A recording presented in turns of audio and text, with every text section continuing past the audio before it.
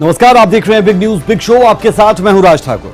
Big news में हमारी पहली खबर आज रहने वाली है चीन के बीजिंग में आयोजित एससीओ की बैठक। इसमें हिस्सा लेने पहुंचे भारत के विदेश मंत्री एस जयशंकर की चीन के राष्ट्रपति शी जिनपिंग से मुलाकात हुई। जानकारी के मुताबिक इस दौरान दोनों देशों के आपसी रिश्तों पर बात हुई है। विदेश मंत्री एस जयशंकर ने इस मुलाकात की एक तस्वीर भी साझा की। इससे पहले एस जयशंकर ने चीन के विदेश मंत्री वांग यी से मुलाकात की थी, जिसमें उन्होंने सीमा से जुड़े मुद्दे और आपसी सहयोग को बढ़ाने पर जोर दिया। भारत के विदेश मंत्री का चीन के राष्ट्रपति शी जिनपिंग से मुलाकात का ये दौर कितना अहम, इस मुलाकात से वर्ल्ड पॉलिटिक्स पर क्या असर पड़ेगा, खासकर तब जब अमेरिका टैरिफ को लेकर अपने तीखे तेवर दिखा रहा है। इन तमाम सवालों के जवाब हम आपको आगे अपनी रिपोर्ट के जरिए विस्तृत रूप से देंगे। इसके बाद हमारी अगली खबर अंतरिक्ष में बढ़ते भारत के कद को लेकर रहने वाली है। भारतीय अंतरिक्ष यात्री शुभांशु शुक्ला की इंटरनेशनल स्पेस स्टेशन से सकुशल वापसी हो गई है। बता दें कि Shubhanshu Shukla international space centre पर जाने वाले पहले और स्पेस में जाने वाले दूसरे भारतीय है। इसके बाद हमारी तीसरी खबर बिहार से है, जहां चुनाव से पहले राजनीतिक दलों की बैठक जारी है। बिहार चुनाव को लेकर दिल्ली में कांग्रेस की बड़ी बैठक हुई। इस बैठक में चुनावी तैयारियों पर बात की गई है। इसमें सांसद पप्पू यादव को भी निमंत्रण मिला था। पप्पू यादव इस समय इसलिए खास सुर्खियों में है क्योंकि पटना में महागठबंधन के विरोध प्रदर्शन के दौरान पप्पू यादव को राहुल गांधी की गाड़ी पर चढ़ने नहीं दिया गया था। लेकिन कहते हैं राजनीति क्या कुछ न करवाए। खैर, इस बारे में हम आपको और विस्तार से बताएंगे। अगली खबर हरियाणा से रहेगी। हरियाणा के पानीपत में जहां केंद्रीय ऊर्जा मंत्री मनोहर लाल ने अदिति योजना की शुरुआत की है। इस योजना की शुरुआत से उद्योग धंधे में बिजली की खपत कम किए जाने पर काम होगा। साथ ही बताएंगे आपको यूपी के बलरामपुर का क्या है ताजा हाल, जहां झांगुर बाबा को लेकर नया खुलासा हर दिन हो रहा है। इन खुलासों के मुताबिक झांगुर बाबा भारत को इस्लामिक राष्ट्र बनाने की योजना पर काम कर रहा था और इसके लिए दुबई से ट्रेनर भी बुलाए जाते थे। इतना ही नहीं, झांगुर बाबा हिंदू देवी देवताओं के विरोध में किताबें छापने की भी तैयारी कर चुका था। झांगुर बाबा को लेकर और क्या कुछ खुलासे हैं, कौन सी बड़ी जानकारियां सामने आ रही है, वो भी दिखाएंगे। इसके बाद हमारी अगली खबर जम्मू कश्मीर के डोडा जिले से है, जहां मिनी बस के खाई में गिरने से कुछ लोगों की मौत हुई है, जबकि 17 अन्य गंभीर रूप से घायल बताए गए। इसमें कई यात्रियों की हालत गंभीर भी बताई जा रही है। तो चलिए शुरू करेंगे बिग न्यूज बिग शो का सफर। दिखाएंगे आपको ये तमाम खबरें विस्तार से अगले आधे घंटे में।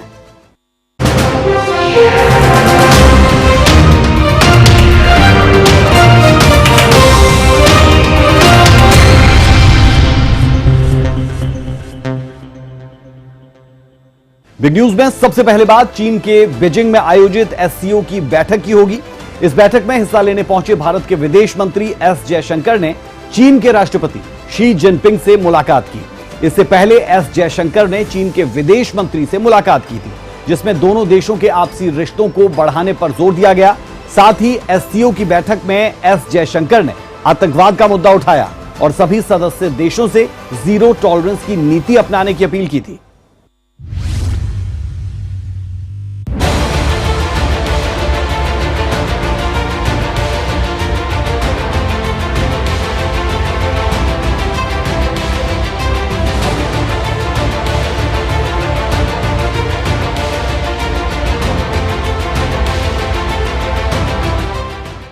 इसमें कोई शंका नहीं है कि चीन पाकिस्तान का सबसे बड़ा मददगार देश है, लेकिन भारत ये भी जानता है कि अगर विश्व पटल पर अपनी छाप छोड़नी है, भारत को दुनिया की तीसरी बड़ी इकोनॉमी बनानी है, तो तमाम मतभेदों को भुलाकर आपसी रिश्तों को मजबूती देनी होगी और खासकर अपने पड़ोसियों से रिश्ते बेहतर करने होंगे। चीन के बीजिंग में एससीओ के विदेश मंत्रियों की बैठक आयोजित हुई थी। इस बैठक में हिस्सा लेने पहुंचे विदेश मंत्री एस जयशंकर ने चीन के राष्ट्रपति शी जिनपिंग से मुलाकात की है। एस जयशंकर ने इस मुलाकात की तस्वीरें सोशल मीडिया पर साझा करते हुए लिखा है, बीजिंग में एससीओ के विदेश मंत्रियों के साथ मैंने राष्ट्रपति शी जिनपिंग से मुलाकात की। राष्ट्रपति द्रौपदी मुर्मू और प्रधानमंत्री मोदी की ओर से शी जिनपिंग का अभिवादन किया। इससे पहले एस जयशंकर ने चीन के विदेश मंत्री वांग यी से मुलाकात की थी, जिसमें दोनों देशों के बीच आपसी रिश्तों को मजबूती देने पर जोर दिया गया। Excellency, we have made good progress in the past 9 months for the normalization of our bilateral relations. It is the result of the resolution of friction along the border and our ability to maintain peace and tranquility there. This is the fundamental basis of our mutual strategic trust and for smooth development of bilateral relations. It is now incumbent on us to address other aspects related to the border, including de-escalation. SCO की बैठक में हिस्सा लेने पहुंचे विदेश मंत्री S Jaishankar ने आतंकवाद का मुद्दा भी उठाया। एस जयशंकर ने कहा कि एससीओ की स्थापना का उद्देश्य आतंकवाद, अलगाववाद और चरमपंथ से मुकाबला करना है और इसके लिए सभी सदस्य देशों को जीरो टॉलरेंस की नीति पर मजबूती से खड़े रहना चाहिए। इसके साथ ही एस जयशंकर ने कैलाश मानसरोवर यात्रा को फिर से शुरू करने का स्वागत किया है। बता दें कि एस जयशंकर पिछले 5 साल बाद पहली बार चीन की यात्रा पर थे, जिसके अब कई मायने निकाले जा रहे हैं। ब्यूरो रिपोर्ट, सूर्य समाचार। और अब खबर भारतीय अंतरिक्ष यात्री शुभांशु शुक्ला को लेकर, जिन्होंने 18 दिनों की अंतरिक्ष यात्रा के बाद धरती पर शुभ वापसी की है। शुभांशु शुक्ला की सकुशल वापसी पर हर भारतीय गौरवान्वित है। देश के प्रधानमंत्री नरेंद्र मोदी से लेकर तमाम बड़े नेताओं ने इसे भारत के लिए ऐतिहासिक पल बताया है।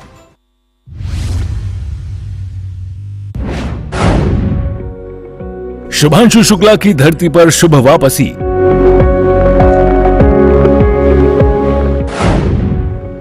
समुद्र की सतह पर उतरा अंतरिक्ष यान।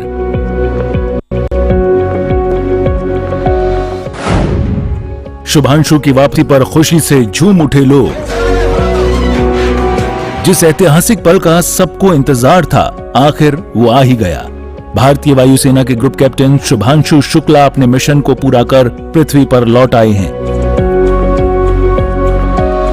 इंटरनेशनल स्पेस स्टेशन पर 18 दिन तक रहने के बाद 22.5 घंटे की यात्रा करके धरती पर लौट आए हैं। वो कैलिफोर्निया के सैन डिएगो में मंगलवार दोपहर 3 बजे उतरे। ड्रैगन कैप्सूल से निकलते समय भी शुभांशु शुक्ला के चेहरे पर मुस्कुराहट देखने को मिली। प्रधानमंत्री नरेंद्र मोदी ने एक ट्वीट में ग्रुप कैप्टन शुभांशु शुक्ला का स्वागत करते हुए कहा, मैं पूरे देश के साथ मिलकर ग्रुप कैप्टन शुभांशु शुक्ला का स्वागत करता हूं, जो अपने ऐतिहासिक अंतरिक्ष मिशन से अब पृथ्वी पर लौट रहे हैं। उन्होंने आगे लिखा, अंतर्राष्ट्रीय अंतरिक्ष स्टेशन का दौरा करने वाले भारत के पहले अंतरिक्ष यात्री के रूप में शुभांशु ने अपने साहस, समर्पण और आगे बढ़ने की भावना से करोड़ों लोगों को प्रेरित किया है। ये मिशन हमारे अपने मानव अंतरिक्ष कार्यक्रम गगनयान की दिशा में एक और अहम कदम है। शुभांशु शुक्ला के सकुशल धरती पर लौटने पर केंद्रीय मंत्री डॉक्टर जितेंद्र सिंह ने कहा कि ये भारत के लिए गर्व का पल है कि हमारा बेटा सकुशल धरती पर लौट आया है। जैसा मैंने कहा कि विश्व के लिए ये गर्व का पल तो है ही है, भारत के लिए एक अद्भुत आनंद का पल है कि भारत मां का एक सुपुत्र आज कामयाबी से लौटा है। एक ऐसे प्रयोग से, एक ऐसी यात्रा से जिसमें बहुत सारे ऐसे एक्सपेरिमेंट्स किए गए जो पहले कभी ना किए गए थे, लेकिन जिनका समस्त मानव जाति के लिए महत्व रहेगा। और जैसे मोदी जी हमें हमेशा सिखाते हैं वसुदेव कुटुंबकम, और साथ ही साथ हमें याद करवाते हैं कि भारत को विश्व बंधु बन करके अपनी भूमिका निभानी है। आज वास्तव में विश्व बंधु के रूप में शुभांशु ने हमारी तर्जुमानी करते हुए वो काम वहां अंजाम दिया है। और ये कह सकते हैं कि अंतरिक्ष में एक स्थायी स्थान भारत को आज स्थापित करने का अवसर भी रहा, सफलता भी रही। अंतरिक्ष से शुभांशु शुक्ला की वापसी पर उनके माता पिता भावुक हो गए।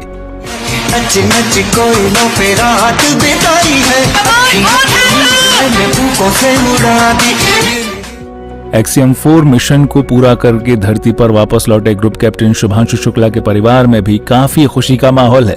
इस खास मौके पर लखनऊ में शुभांशु शुक्ला के परिवार ने शानदार जश्न मनाया।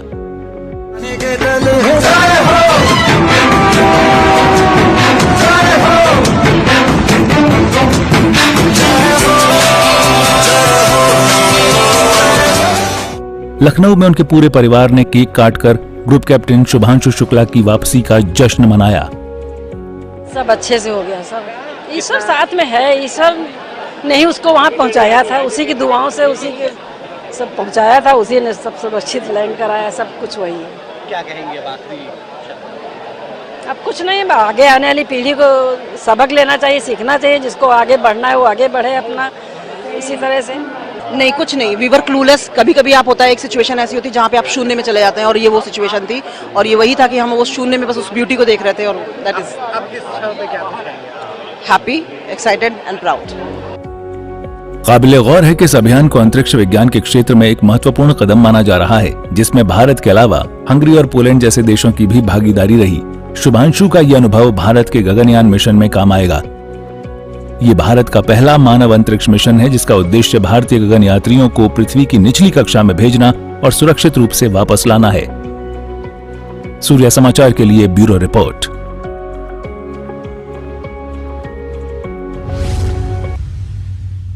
अब खबर बिहार से जुड़ी है, जहां विधानसभा चुनाव से पहले कांग्रेस में बैठकों का दौर जारी है।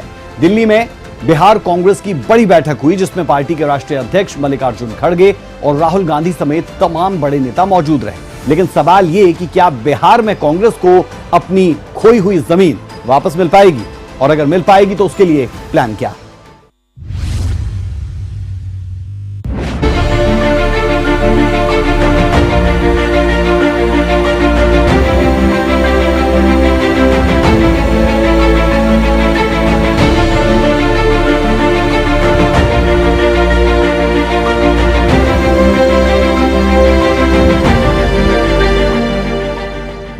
बिहार की राजनीति कब क्या मोड़ लेगी कहना मुश्किल है, और यही वजह है कि चुनाव से पहले तमाम राजनीतिक दलों ने अपनी ताकत झोंकनी शुरू कर दी है। और मजेदार बात यह है कि इस बार बिहार से कांग्रेस को भी बड़ी आस है। लिहाजा दिल्ली में बिहार कांग्रेस की बड़ी बैठक हुई है। इस बैठक में कांग्रेस के राष्ट्रीय अध्यक्ष मल्लिकार्जुन खड़गे, कांग्रेस के सीनियर नेता राहुल गांधी समेत बिहार कांग्रेस के तमाम बड़े नेता मौजूद रहे। इस दौरान गठबंधन में सीट बंटवारे और चुनावी रणनीति पर चर्चा की गई। मैं इतना जानता हूं कि राहुल गांधी जी हमारे लीडर हैं, उनकी आइडियोलॉजी को घर घर पहुंचाएंगे, संगठन को मजबूत करने का जिम्मेदारी देंगे। प्रभारी जी का जो निर्णय और हमारे राष्ट्रीय अध्यक्ष और मेरे नेता का होगा, बिहार जीतने के लिए सब कुछ और सर्वोच्च राय जो हमारे नेता बोलेंगे वही करेंगे। रूलिंग पार्टी और हमारी पार्टी में जो फर्क था वो तो सिर्फ 12,000 का था, तो यह बात वहां के एनडीए को सता रही है। और वहां चूंकि बड़का झूठा पार्टी साथ में अपना तंत्र विद्या के से काम कर रहा है, तो जनता के बीच में हम लोग इस सवाल को लेके जा रहे हैं कि जिस तरह के आपने देखा होगा, कल प्रेस कॉन्फ्रेंस भी हुई है महागठबंधन की साथ में, कि किस तरह से इलेक्टोरल रोल फेंके जा रहे हैं, जिलेबी उसके ऊपर परोसा जा रहा है, बेचा जा रहा है, और उसका कोई महत्व नहीं, आईवास चल रहा है। हम लोग ये चाहते हैं जो डेमोक्रेटिक राइट है हम लोग को मिला है, जनता को मिला है, डेमोक्रेटिक राइट का सही इस्तेमाल होना चाहिए। हम लोग कोई रास्ता नहीं छोड़ेंगे जिसके कारण से उनका डेमोक्रेटिक राइट खत्म हो। बिहार में कांग्रेस भले पार्टी कार्यकर्ताओं में जान फूंकने में जुटी है ताकि चुनावी रिजल्ट को बेहतर किया जा सके, लेकिन कांग्रेस इस बात को जानती है कि बिहार में राह इतनी आसान नहीं है। लिहाजा सारा दारोमदार अब गठबंधन पर टिका है और सीटों का बंटवारा अभी होना बाकी है। जानकारी के मुताबिक कांग्रेस पिछले विधानसभा चुनाव की तर्ज पर 70 सीटों पर दावा ठोक रही है, लेकिन इंडिया गठबंधन की 5 दौर की बैठक किसी नतीजे पर नहीं पहुंची है। इस समय बिहार की राजनीति में पूर्णिया से सांसद पप्पू यादव भी खासी सुर्खियों में हैं। दरअसल अभी कुछ दिनों पहले पटना में महागठबंधन का विरोध मार्च हुआ था, जिसमें दिल्ली से पहुंचे राहुल गांधी और तेजस्वी यादव शामिल हुए थे, लेकिन इस दौरान पप्पू यादव को मंच पर चढ़ने नहीं दिया गया था। इस घटना की गूंज बिहार से लेकर दिल्ली तक सुनाई दी थी, लेकिन बिहार कांग्रेस की दिल्ली में हुई बैठक में पप्पू यादव को बुलाया गया था। ऐसे में कयास लगाए जा रहे हैं कि क्या पप्पू यादव कांग्रेस की मजबूरी बन चुके हैं, और ऐसा इसलिए क्योंकि पूर्णिया में पार्टी से बगावत कर पप्पू यादव सांसद चुने गए हैं। ब्यूरो रिपोर्ट, सूर्य समाचार। खबर हरियाणा से। हरियाणा के पानीपत में केंद्रीय ऊर्जा मंत्री मनोहर लाल ने अदिति योजना की शुरुआत की है। इससे सूक्ष्म, लघु और मध्यम उद्योग को ऊर्जा कुशल प्रौद्योगिकी को अपनाने में मदद मिल पाएगी। इस मौके पर मनोहर लाल ने कहा कि हमारी सरकार का लक्ष्य 2047 तक भारत को तीसरी बड़ी इकोनॉमी बनाना है और इस दिशा में अदिति योजना कारगर कदम साबित होगी।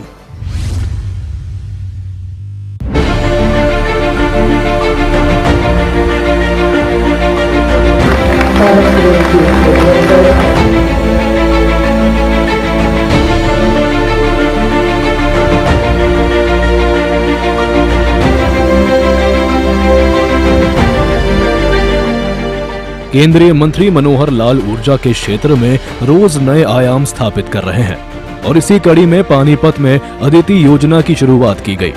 इस दौरान मनोहर लाल ने कहा कि भारत दुनिया की तीसरी बड़ी इकोनॉमी बनाने की राह पर है और इसके लिए देश भर में इंडस्ट्री को बढ़ावा दिया जा रहा है, लेकिन ये तभी संभव होगा जब पावर सेक्टर को मजबूती मिलेगी।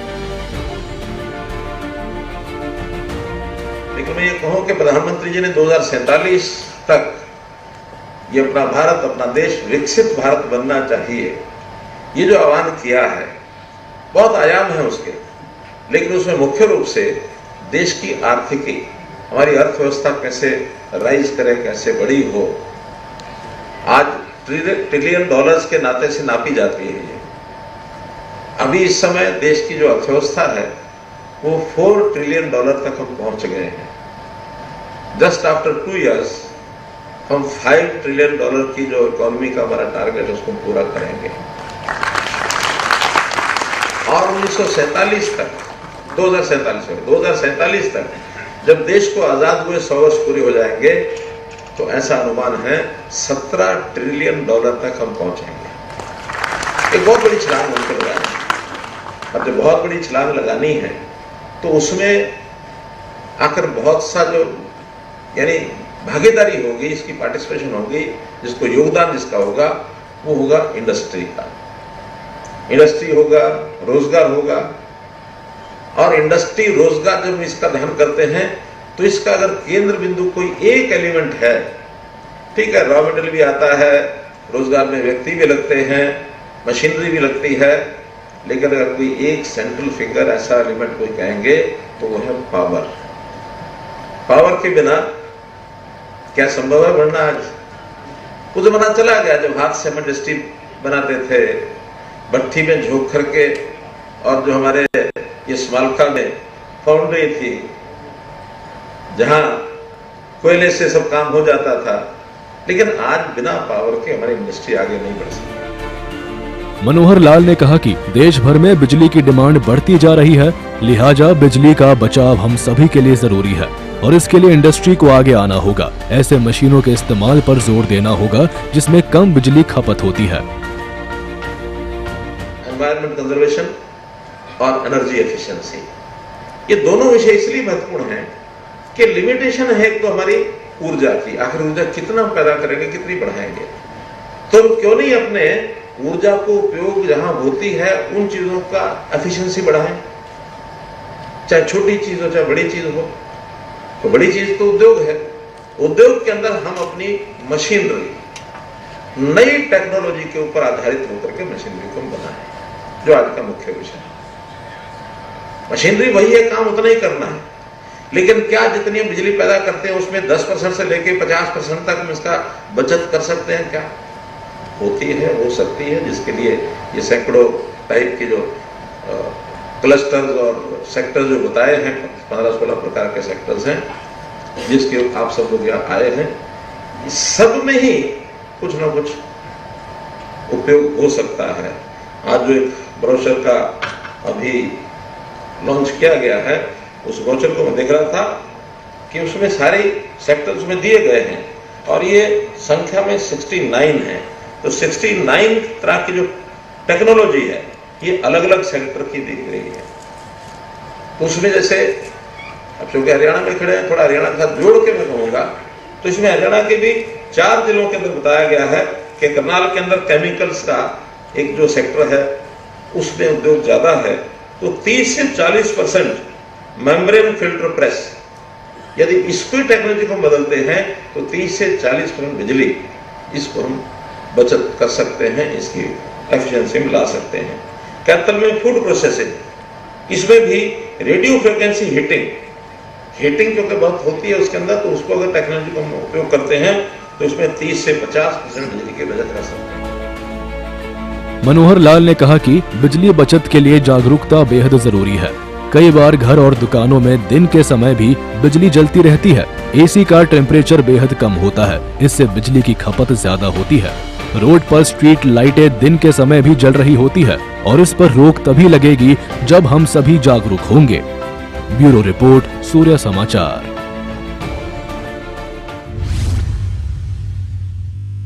और अब वो खबर जिसे जानने सुनने के बाद हर कोई हैरान है। धर्मांतरण के आरोप में गिरफ्तार झांगूर बाबा को लेकर रोज नए खुलासे हो रहे हैं और उसके गुनाहों की फहरिस्त लगातार लंबी होती जा रही है। झांगूर बाबा को लेकर जो नया खुलासा हुआ है उसके मुताबिक झांगूर बाबा गजबाए हिंद की तैयारी में जुटा था और धर्मांतरण के लिए दुबई से ट्रेनर तक बुलाता था।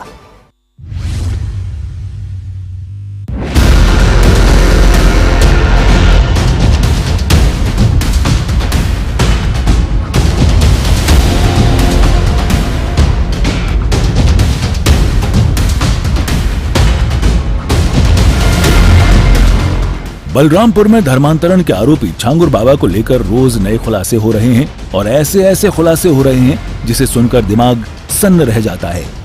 झांगूर बाबा को लेकर हुए नए खुलासे से पता चला है कि झांगूर बाबा धर्म की आड़ में सिर्फ धर्मांतरण का खेल नहीं खेल रहा था, बल्कि उसकी सोच इससे कहीं आगे की थी और इसके लिए बड़े स्तर की प्लानिंग हो रही थी। झांगूर बाबा चाहता था कि भारत मुस्लिम राष्ट्र बने और इसके लिए हिंदू देवी देवता विरोधी किताबें छापे जाने की तैयारी थी।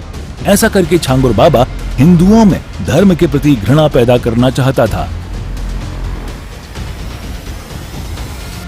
उसने कहा कि बाबा कानपुर आए हैं, उनसे मिल लो, चल गए, नहीं तो चले जाएंगे। हम उसके साथ चले गए। वो मुझे एक फतेहपुर मस्जिद में लेके गया, वहाँ पे मेरा जबरदस्ती निकाह कराया। उसका नाम रुद्र शर्मा है, उसका असली नाम मेराज अंसारी है, तभी हमें उसका असली नाम पता चला मेराज। बाबा को तो पता था मुसलमान है, पीर बाबा, उनके पास बड़े बड़े अधिकारी जाते हैं। 3 महीने तक अपने घर पे कैद करके रखा उन लोगों ने हमें। उसकी अम्मी भी थी मस्जिद में, उसके पापा थे और एक सवा नाम की औरत को मेरी नकली माँ बनाया गया था। और 3 महीने तक जब हम उसके घर पे रहे, हमें उसकी मम्मी नमाज सिखाती थी, गोश्त खाने के लिए कहती थी। उनके घर पे गाय का गोश्त भी आता है। और जब हम प्रेग्नेंट नहीं होते थे तो उसके अब्बा कहते थे कि ऐसे ही बनाओगे भारत को इस्लामी मुल्क, मेराज से कहते थे। और उसका भाई अक्सर कहता रहता था कि 2047 तक ये मुल्क हमारा होगा। वीडियो कॉल पे झांगूर बाबा से भी रोज बातें करते थे वो लोग। 3 महीने बाद हम अपने घर पे भाग के आ गए थे।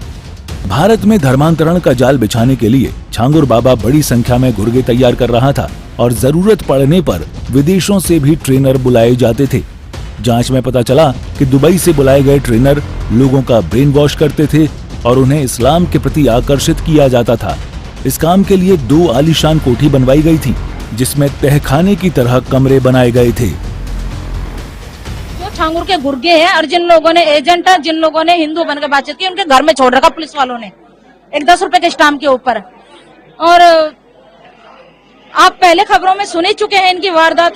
मैं वही पीड़िता हूँ जिसका बलात्कार गांव गानाखंडी के अंदर फरमान जो है उसने किया, जो इनका चाचा है, और अपने दोस्तों के साथ मिलकर सिगरेटों से मुझे जलाया गया। मैं वही पीड़िता हूँ जो सऊदी तक, जहाँ सऊदी से लेके इनकी सहारनपुर तक इनकी हवानियत सऊदी से लेके सहारनपुर गानाखंडी तक खत्म नहीं हुई। ये मैं वही पीड़िता हूँ। और आज मैं ये बताना चाहती हूँ, न्यू अपडेट दे रही हूँ कि 3 जुलाई को जो यहाँ पे आयोजन हुआ था, जो घर वापसी हुई थी 15 लोगों की, उसके जरिए सऊदी से पाकिस्तान के आदमी से धमकी, मुझे 15 पीड़ितों को जान से मारने की धमकी दी जा रही है। गोपाल राय जी को भी मारने की धमकी दी जा रही है, जान से मारने की धमकी दी जा रही है। और मैं उनका मेन टारगेट हूँ, मैं उनका भेद खोल रही हूँ, मैं उनका मेन टारगेट हूँ। और लगातार जान से मारने की धमकी दी जा रही है सऊदी के नंबर से। ये सऊदी का नंबर से धमकी आई है 10 तारीख को शाम के 6:13 पे पाकिस्तान के आदमी से। बोला जितने भी पीड़िता ने घर वापसी किया उनको, गोपाल राय जी को, और तुझे जिंदा नहीं छोड़ोगे, मेन टारगेट उनका मैं। हालांकि अब झांगूर बाबा के सभी गुनाहों की पोल खुल गई है। यूपी एटीएस छांगुर बाबा और उसके करीबी नीतू उर्फ नसरीन समेत 4 अन्य आरोपियों को गिरफ्तार कर चुकी है। इनसे पूछताछ में हर राज से पर्दा उठता जा रहा है। छांगुर बाबा के विदेशी फंडिंग की भी जांच हो रही है, जिसमें करोड़ों रुपए का लेन देन हुआ है। साथ ही ये भी पता चला है कि छांगुर बाबा देश विरोधी गतिविधियों में भी शामिल था, जिसकी पड़ताल में सुरक्षा एजेंसियां जुटी हैं। ब्यूरो रिपोर्ट, सूर्या समाचार। अब एक दुखद खबर जम्मू कश्मीर के डोडा जिले से, जहां मंगलवार सुबह करीब 9 बजे दर्दनाक सड़क हादसा हुआ। यात्रियों से भरी टेम्पो ट्रैवलर खाई में गिरी, जिससे कई लोगों की जान चली गई और कई गंभीर रूप से घायल है। इस रिपोर्ट में पूरी जानकारी।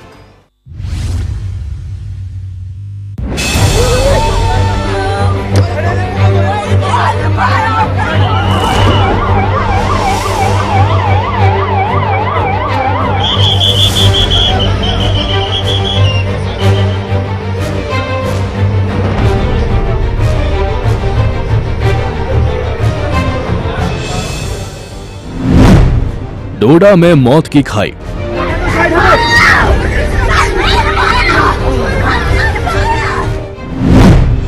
कई लोगों की जान गई।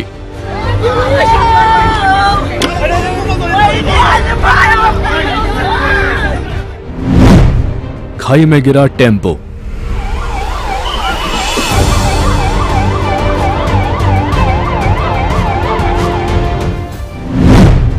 कई लोग गंभीर रूप से घायल। जम्मू कश्मीर के डोडा में मंगलवार को बड़ा दर्दनाक हादसा हो गया। जिला डोडा के भारत मार्ग पर एक टेम्पो ट्रैवलर खाई में जा गिरा। हादसे में वाहन पूरी तरह क्षतिग्रस्त हो गया है। वहीं इस दुर्घटना में 5 से ज्यादा लोग मारे गए हैं, जबकि बहुत से लोग गंभीर रूप से घायल हो गए। जानकारी मुताबिक अधिकारी ने बताया कि यह दुर्घटना डोडा शहर से लगभग 30 किलोमीटर दूर पोंडा के पास डोडा भरत रोड पर सुबह करीब 9 बजे हुई, जब एक टेम्पो ट्रैवलर के चालक ने एक अंधे मोड़ पर नियंत्रण खो दिया, जिसके बाद वाहन खाई में जा गिरा। वहीं वाहन के खाई में गिरते ही स्थानीय लोग घटनास्थल पर पहुंच गए और बाद में पुलिस और अन्य सुरक्षा एजेंसियों के जवान ने स्थिति को संभाला। जम्मू कश्मीर के उपराज्यपाल मनोज सिन्हा, मुख्यमंत्री उमर अब्दुल्ला ने इस दुखद दुर्घटना में हुई मौतों पर शोक व्यक्त किया है। वहीं केंद्रीय मंत्री जितेंद्र सिंह ने एक्स पर एक पोस्ट में कहा कि दुर्घटना की सूचना मिलने पर उन्होंने डोडा के उपायुक्त हरविंदर सिंह से बात की। हर संभव सहायता और चिकित्सा सहायता प्रदान की जा रही है। वहीं घायल ने हादसे को लेकर जानकारी दी, बताया कि उस समय कैसे अचानक हादसा हुआ था। शाही पोंडा में गिरे वो, तो हम चढ़े थे पीछे, उधर से जहाँ आलमोड़ है उधर से चढ़े थे हम। कितने लोग थे गाड़ी में? सर हमने गिने नहीं, तो मगर ऐसे गाड़ी फुल थी। तो कौन सी गाड़ी थी, कहाँ से? टेम्पो गाड़ी थी, वो आल से आ रही थी डोडा की तरफ। जब नीचे गिरी कुछ चीखने चिल्लाने की क्या, उधर बहुत आवाजें आ रही थी, उधर कुछ पता नहीं। फिर हम उधर खुद बेहोश थे, तो उधर उठाया लोगों ने, फिर पता नहीं हमें। औरतें भी बच्चे भी थे। वहीं मौके पर जिला उपायुक्त हरविंदर सिंह पहुंचे। इस दौरान हालत को लेकर जानकारी उन्होंने दी।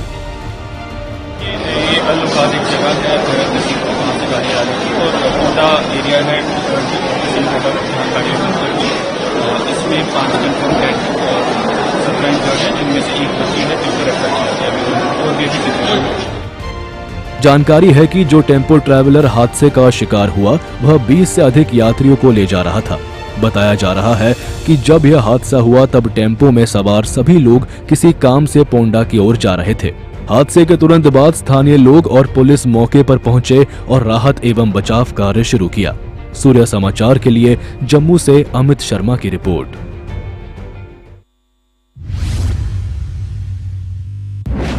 तो बिग न्यूज बिग शो में आज के लिए हमारा और आपका साथ इतना ही। मुझे मेरी पूरी टीम को दीजिए इजाजत। खबरों का सिलसिला सूर्या समाचार पर बदस्तूर जारी है। नमस्कार।